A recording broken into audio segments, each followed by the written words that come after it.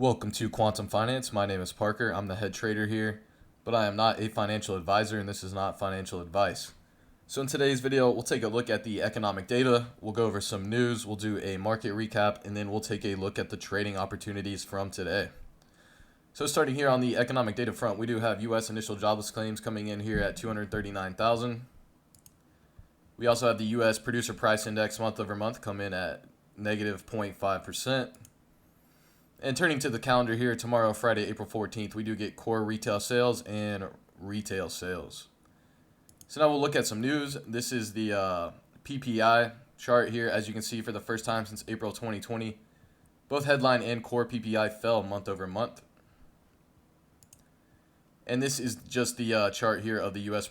producer price index year over year percent change. As you can see, coming down here to 2.75%, which is the lowest level since January 2021. And this is the consumer price index versus the federal funds rate. And in the past 55 years, every time the Fed has tried to fight inflation that has been over 5%, there has been a recession. So this is that 5% level here, that red line. And as you can see, each time we have been over that. With them raising rates, a recession has followed. And this is the chart from the Federal Reserve here. This is the loan volume index. As you can see, the amount of credit contraction here is just continuing to increase.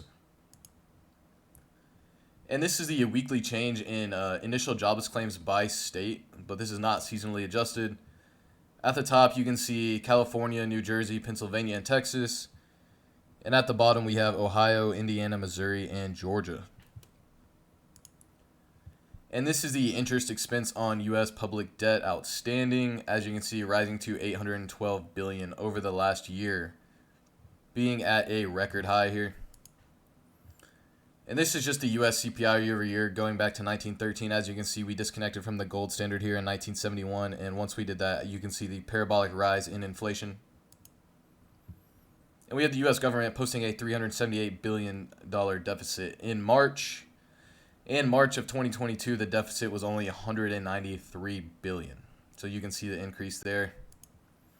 And we have Twitter to enable crypto and stock trading in a partnership with eToro.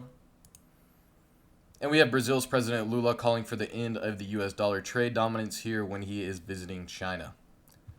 So now we'll look at the market starting here in the debt market. We'll start here with the 10-year yield. Getting a green day here in the 10-year yield, continuing its bounce off that lower extreme, getting up here towards that midline. The dollar, we are getting a breakdown here in the dollar, getting a red day, squeezing through here, this lower extreme on the daily chart. Coming in and touching these lows back here from January. Pushing down into that lower extreme here on the weekly chart. So yeah, getting a pretty strong move to the downside here in the dollar, coming in for a retest of these lows. So now we'll look at the stock market here. We have a really nice green day here in the stock market. Really pushing up here on the weekly chart, getting its 1, 2, 3, 4. This is a currently 5th consecutive green week, coming up here to push into these upper extreme here on the weekly chart. Breaking through these highs from last week.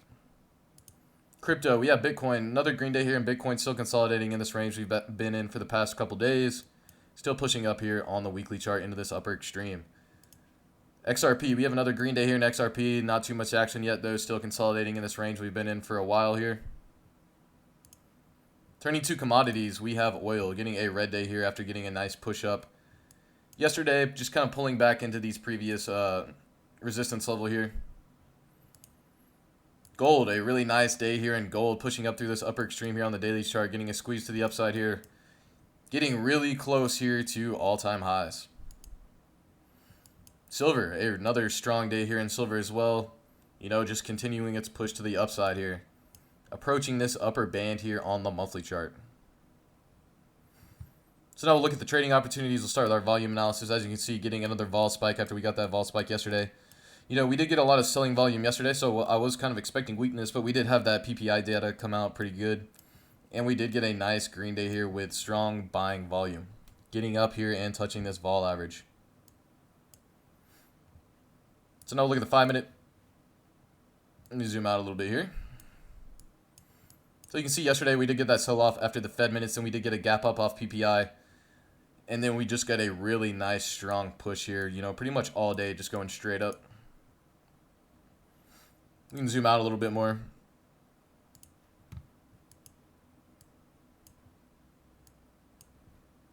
As you can see, if you remember in yesterday's video, I was talking about how if we did get, I was looking for puts today if we did get that bearish cross. We ended up not getting that bearish cross and gapping up above these EMAs. With all the EMAs bullish, just getting that nice push up here with this trade line VWAP cross on the 30-minute and that 5-minute coming in to catch the bid and pushing it up through the highs. We can look at the relativity here. As you can see, the NASDAQ and the SPY just ripping all day. So now we'll look at some trading opportunities. So I really didn't like any. There wasn't really any good setups here on the SPY. I didn't like how it was under, Tuesday's highs here. This could have been resistance. I didn't like how it was kind of an inside day between, yesterday's highs, Tuesday's highs. So I didn't really like the SPY. But there was a lot of other good setups here. Actually, let me just go back to this watch list. As you can see, all the FANG stocks, starting that down here in the Apple, we had a really nice squeeze here on Apple, getting a monster move. Amazon as well, getting a nice squeeze. Microsoft, Meta, so any of the major, top boys today you could have traded and made a really nice trade on. But the trade I like the most here, we will start with Apple. We love trading Apple here. So we'll actually zoom out to the daily chart. As you can see, really nice move here on Apple, getting a double bottom off that midline and breaking out of this downtrend to get a nice breakout day. As you can see on the 2-hour here, breaking out of this downtrend with upward momentum on the 2-hour and a nice squeeze to the upside here on the 1-hour. So now we'll go back to the 5-minute. As you see, we got our push up, pullback, not much of a pullback, consolidation with a squeeze. We didn't really get a momentum shift, but we did zero out here, so I did like this as a trade. Entry around here once we kind of zeroed out. What really did it for me was that this just breakout and it's Apple, with a 1-hour squeeze with upward momentum. So I was thinking this was going to be strong. So when we got this, 15-minute trade line crossing up above this low, it wasn't the best ideal setup on the momentum, but I mean, the chart was just glorious. I mean, this is an amazing trade on Apple, just a big breakout day with strength in the overall market. Ton of volume, nice squeeze here. So the entry was here, kind of in this area when we got the zero out on the momentum with that 15-minute trade line crossing over VWAP. So yeah, I had these calls followed up. We had the 165 strike call options here, next week's expiration. So we'll say your entry is up here towards the highs. We'll call it like 140. And on this push up throughout the day, you're looking at the highs about a 80% gain on these option contracts. So really nice move here on Apple on this downtrend breakout off that midline on the daily chart with a nice trade line VWAP cross coming in here on the 15-minute. So yeah, really nice trade here. There was another trade in Amazon as well. It's kind of the, almost the exact same setup as Apple here. Go to the daily chart. Not as clean as Apple off that midline, but, as you can see, just getting a breakout of a downtrend here. As you can see, the breakout here with upward momentum on the 2-hour and the 1-hour here.